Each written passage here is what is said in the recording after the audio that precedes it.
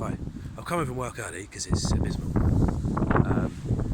It gives me an opportunity to show you around sort of our edible landscape garden while it's still light. So yeah, have a look. So this is a perennial bed.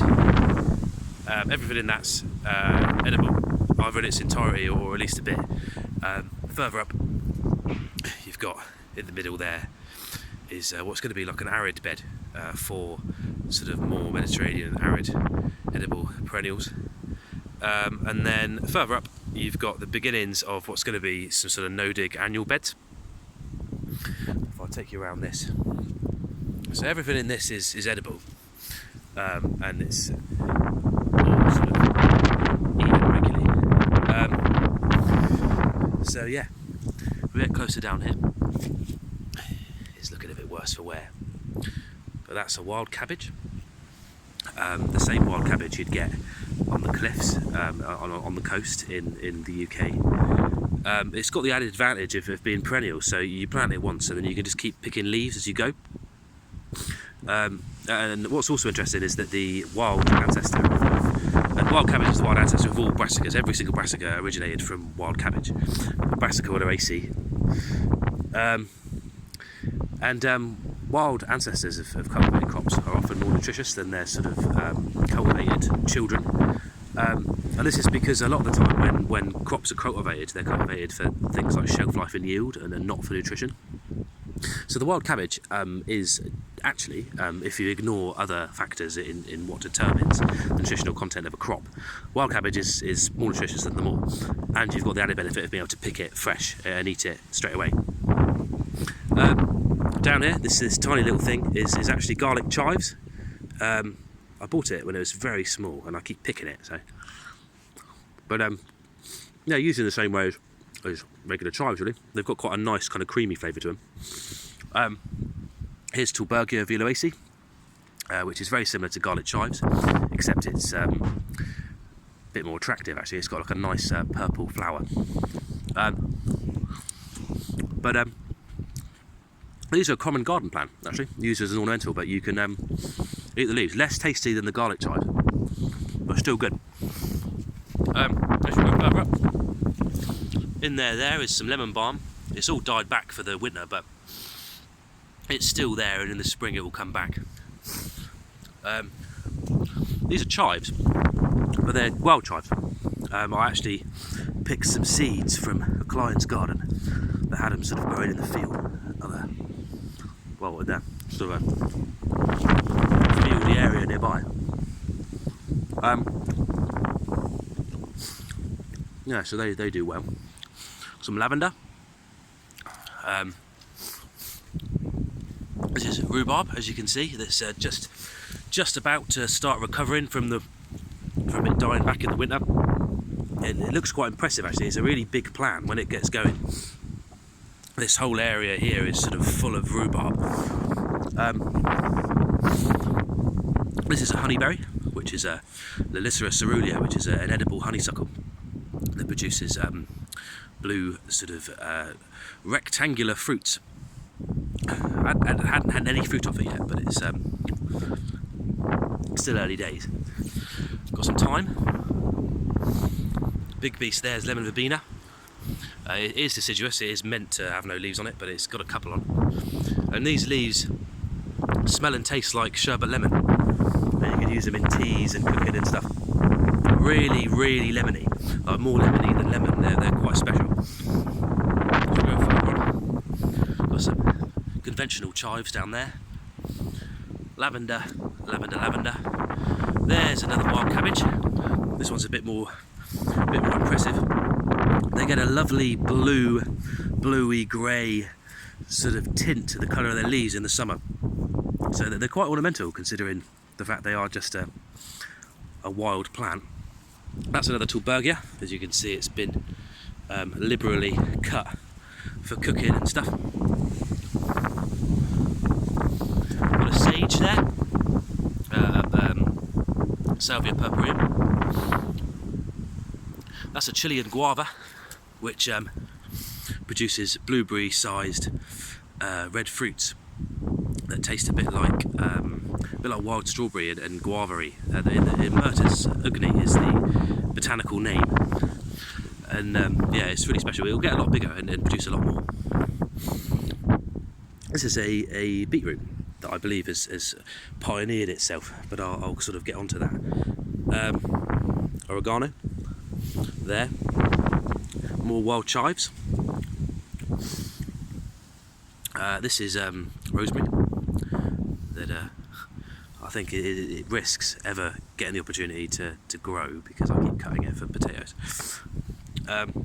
This here, you can't see it too well, but you see that little mind your own business looking plant there? That's Corsican mint, or I think it's Mentha queenie or something. It's like a mint, but has the form of thyme, and the yeah, it's really potent mint, like mintier than mint. As we go on, there's a borage there. Look, there's somehow managed to survive the winter.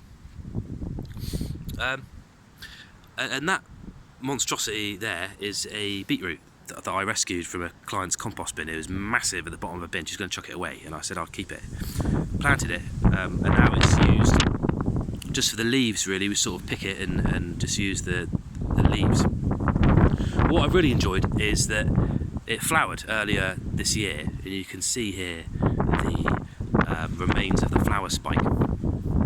Down here, it went to seed, and the seeds scattered just below where the flower spike was, and there's loads of little beetroots growing up.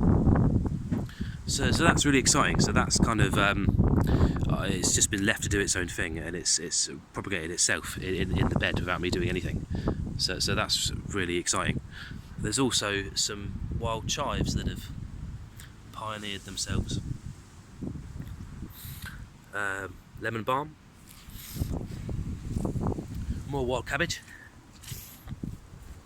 Over this side, which is a kind of a shadier part of the bed, I've got a Gaultheria procumbens, which is a common garden plant, actually. But a lot of people call it winterberry, and it's actually the plant that was originally used to brew root beer.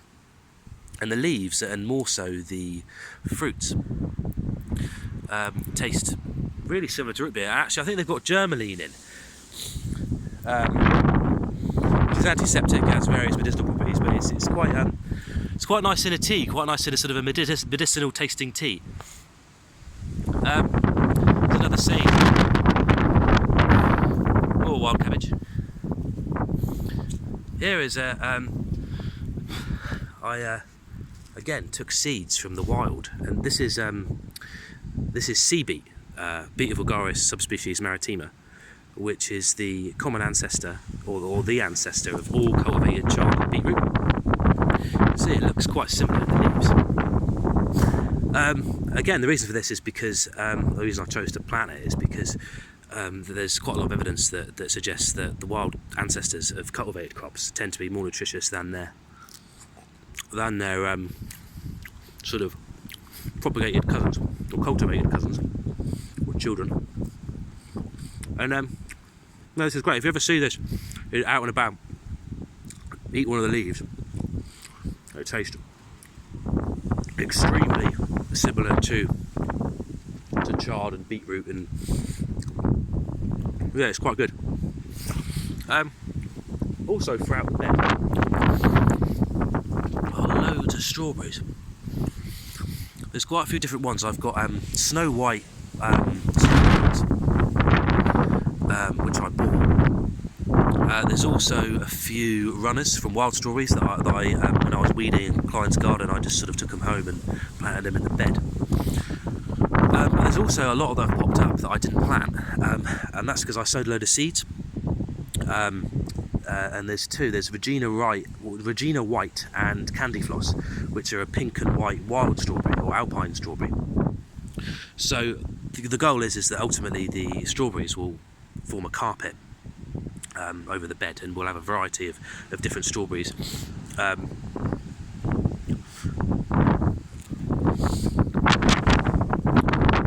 go further this way. Those stumps there are cannas. So you can eat cannas. The rhizome is, I think the Aztecs ate it, but it's like a potato. You use it like a starchy sort of vegetable. And these have died back now for the winter. They look quite impressive when they come up. Further along, you've got another strawberry there. I think that's a snow white one that I planted. Not a snow white. Yeah, a snow white one that I planted. A snowberry, a white strawberry. And this vine here is Actinidia aguta Isai. Or for those of you who don't know the botanical name, it's a kiwi, but it's not a conventional kiwi, it's a Siberian kiwi. So the fruits are smaller, but they have smooth skin, which can be picked and eaten without the need to skin them. I bought it this big, tiny, it's gone nuts.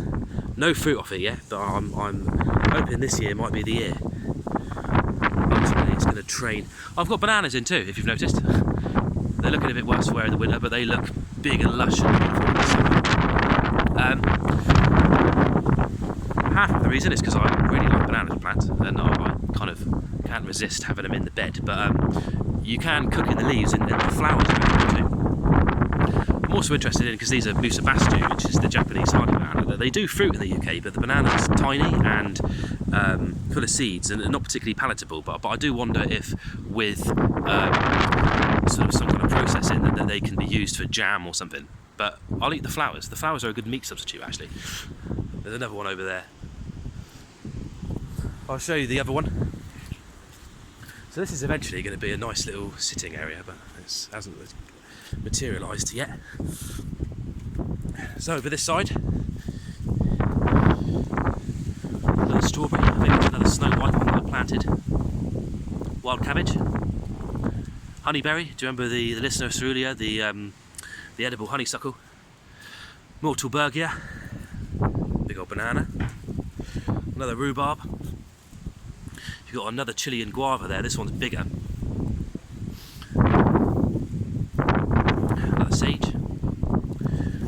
And this brambly looking thing here is a wineberry. A Japanese wineberry. It's a bit like a raspberry, but it kind of has a bit more of a tarty flavour, and it behaves more like a bramble. It's more of a vine than a cane. But the fruits look like the raspberries rather than blackberries. But more strawberries, as you can see. Most of these are seeded. I don't know. The thing is I don't know which strawberries are which anymore, because I chucked a load of seeds in and I put in the runners. So it'll be a nice surprise when these fruit, when we can get a kind of like a big variety between wild alpine and cultivated snowberries. This is a saltbush. I can't remember the botanical name, but it's pretty unique in that the leaves taste like, well, they're salty, a bit like salt and vinegar crisps. Yeah. Yeah, quite a good find, bit of a Willy Wonka plant. So, those are the perennial beds. You can see I've just put, over the last couple of weeks, a fresh layer of bark on. But I don't know if you can also see that the remains of anything that dies just gets chucked back on the bed. I do a chop and drop thing on it. The same with any grass clippings as well. I just chuck on the surface.